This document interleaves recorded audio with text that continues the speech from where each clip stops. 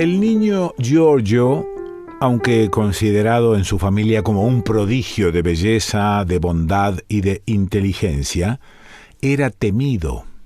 El padre, la madre, el abuelo y la abuela paterna y las criadas Ana e Ida vivían todos dominados por sus caprichos, pero nadie se habría atrevido a confesarlo. Más bien todos competían por proclamar que era un niño amable, afectuoso, dócil, como había pocos en el mundo. Cada uno quería ser el primero en esa desenfrenada adoración. Y temblaban al pensar en la posibilidad de provocar involuntariamente el llanto del niño, no tanto por sus lágrimas, después de todo desdeñables, como por los reproches de los demás adultos. En efecto, con el pretexto de su amor por el pequeño, desahogaban libremente sus humores malignos, vigilándose y espiándose mutuamente. Pero las iras de Giorgio eran también temibles de por sí. Con la astucia propia de este tipo de criaturas, sabía medir bien el efecto de las diversas represalias. Por lo tanto, había regulado el empleo de sus armas del siguiente modo. Por las pequeñas contrariedades, se echaba sencillamente a llorar, aunque en verdad sus sollozos parecían partirle el pecho. En casos más importantes, cuando la actividad debía prolongarse hasta el cumplimiento del deseo no concedido, hacía mala cara, no hablaba, no jugaba, se negaba a comer, lo que en menos de un día conducía a toda la familia a la consternación total. En circunstancias aún más graves, las tácticas eran dos. O simulaba sufrir de pronto misteriosos dolores en los huesos, ya que los dolores a la cabeza o en el vientre no le parecían aconsejables por el peligro de las purgas, y ya en la elección del mal se revelaba su perfidia, quizá inconsciente, porque con razón o sin ella inmediatamente se pensaba en una parálisis infantil. O si no, lo que tal vez era peor, se echaba a chillar. De su garganta surgía ininterrumpido, y siempre sobre la misma nota, un grito extremadamente agudo que los adultos no podríamos reproducir y que perforaba el cráneo. En la práctica era imposible resistir.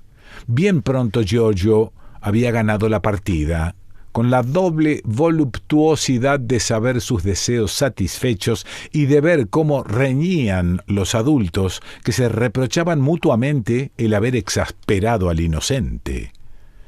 Giorgio no había sentido jamás una verdadera inclinación por los juguetes. Solo por vanidad quería tener muchos y hermosísimos. Le gustaba traer a 2 o 3 amigos a su casa y dejarlos atónitos. Extraía de un pequeño armario que mantenía bajo llave, uno por uno y en progresión de magnificencia, sus tesoros. Los compañeros se deshacían de envidia y él se divertía en humillarlos. No lo toques, tienes las manos sucias, te gusta, ¿eh? Dámelo. Si no terminarás por romperlo. Y tú dime, ¿también a ti te regalaron uno como este, sabiendo perfectamente que no era así? Desde la puerta entreabierta, sus padres y sus abuelos lo contemplaban con infinita ternura. ¡Qué tesoro!, susurraban. Ya es todo un hombrecito. Oigan cómo se hace valer. Le gustan sus juguetes. Le gusta el osito que le regaló su abuelita.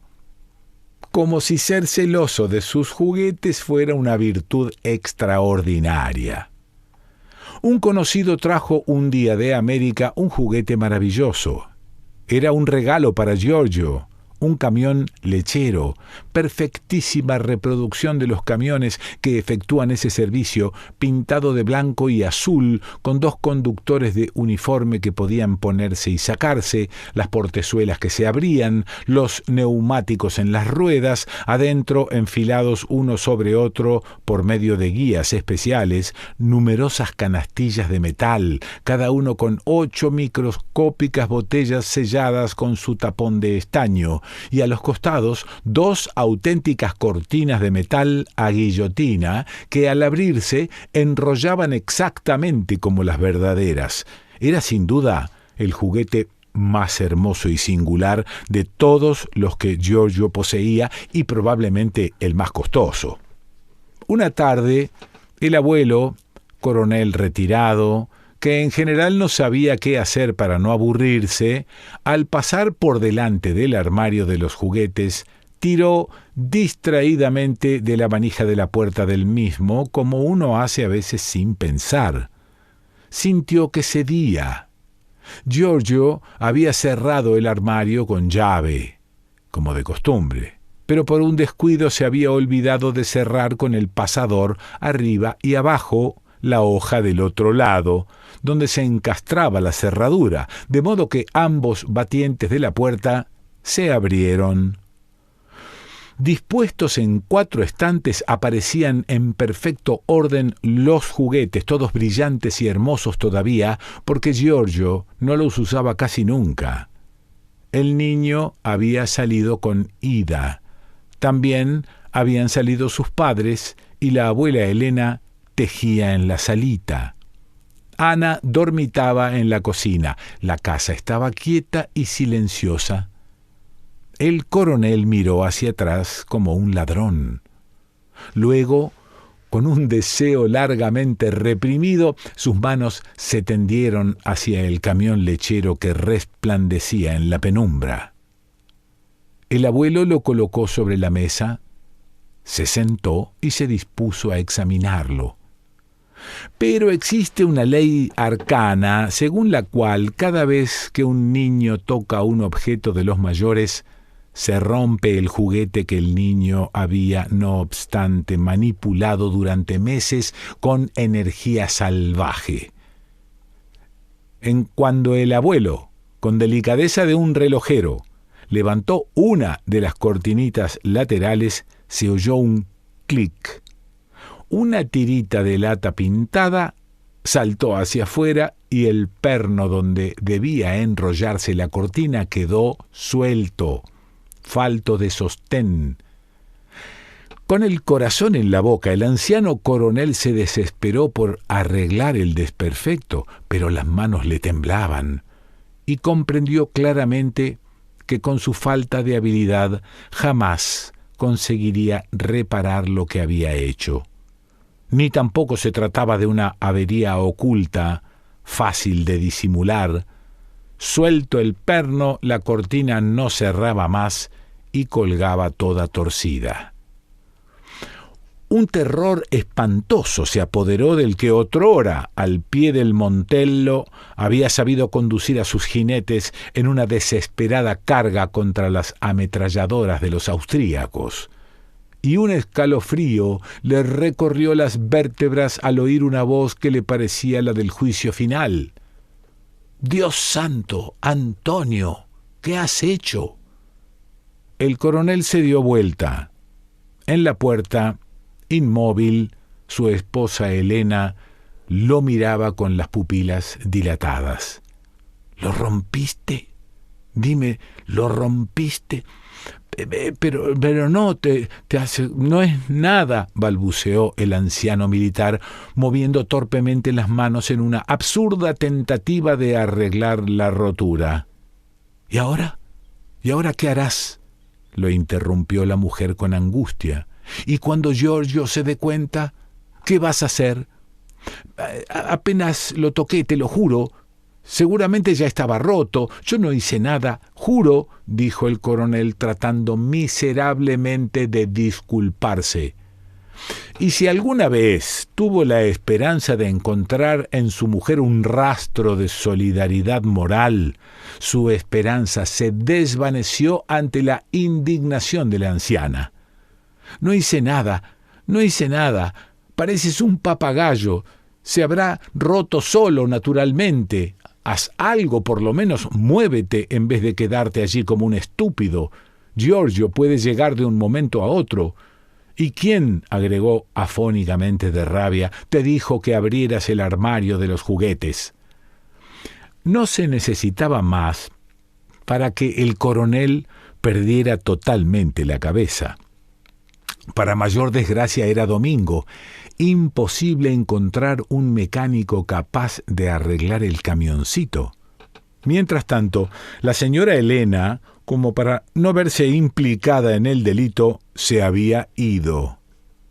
El coronel se sintió solo, abandonado, en la ingrata selva de la vida. La luz declinaba. Dentro de poco sería de noche y Giorgio regresaría. Como un condenado a muerte, el abuelo corrió entonces a la cocina en busca de un hilo. Con el hilo, sacando el techo del camión, consiguió atar el extremo de la cortina para que quedara más o menos fija. Por supuesto ya no se podía abrir, pero por lo menos desde afuera no se notaba nada anormal. Volvió a colocar el juguete en su lugar y cerró el armario. Se retiró a su estudio justo a tiempo. 3 largos campanillazos prepotentes anunciaban el regreso del tirano. Si por lo menos la abuela se hubiera callado la boca, ni pensarlo. A la hora de comer, exceptuando al pequeño, todos estaban al tanto del desastre, incluidas las criadas, y hasta un niño menos astuto que Giorgio habría advertido que había algo insólito y sospechoso en el aire. 2 o 3 veces el coronel trató de entablar una conversación, pero ninguno lo ayudaba. «¿Qué pasa?», preguntó Giorgio, como siempre indiscreto. «Están todos en la luna». «Ah, eso sí que me gusta, estamos todos en la luna, ja, ja», exclamó el abuelo, tratando heroicamente de tomar en broma la situación. Pero su carcajada se disipó en el silencio. El niño no preguntó nada más.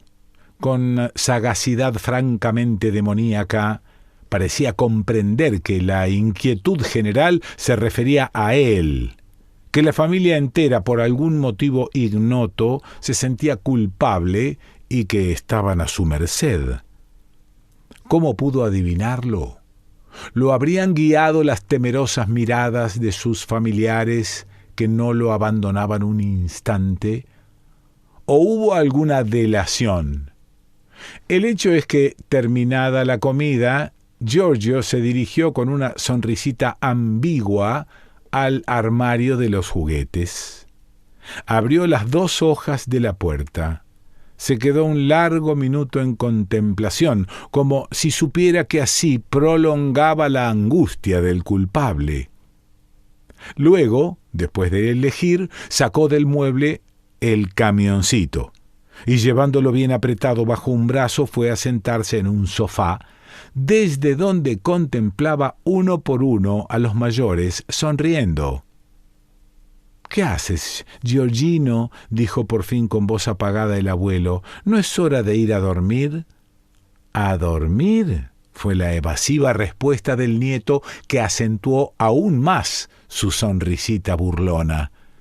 «¿Y entonces por qué no juegas?», se atrevió a preguntar el anciano, seguramente porque una rápida catástrofe le parecía preferible a esa agonía. «No», dijo el niño despectivamente, «no tengo deseos de jugar». Inmóvil se quedó esperando casi media hora y luego anunció: «Me voy a la cama», y salió con el camioncito bajo el brazo. Se convirtió en una manía. Durante todo el día siguiente y también al subsiguiente, Giorgio no se separó un instante del vehículo. Hasta en la mesa quería tenerlo a su lado, lo que no había hecho jamás con ningún juguete, pero no jugaba, no lo hacía andar, ni demostraba ningún deseo de mirar el interior del camión. El abuelo vivía sobre ascuas. Giorgio preguntaba a menudo, ¿por qué andas todo el tiempo con ese camioncito si no juegas con él? ¿Qué es esa obsesión? Vamos, ven aquí, muéstrame las lindas botellitas. En fin, no veía la hora de que su nieto descubriera el desperfecto, sucediera lo que tenía que suceder, aunque no se hubiera atrevido nunca a confesarle espontáneamente lo sucedido, tanto lo torturaba el tormento de la espera. Pero Giorgio era inconmovible. No tengo ganas. ¿Es mío o no es mío el camión? Y entonces, déjame en paz.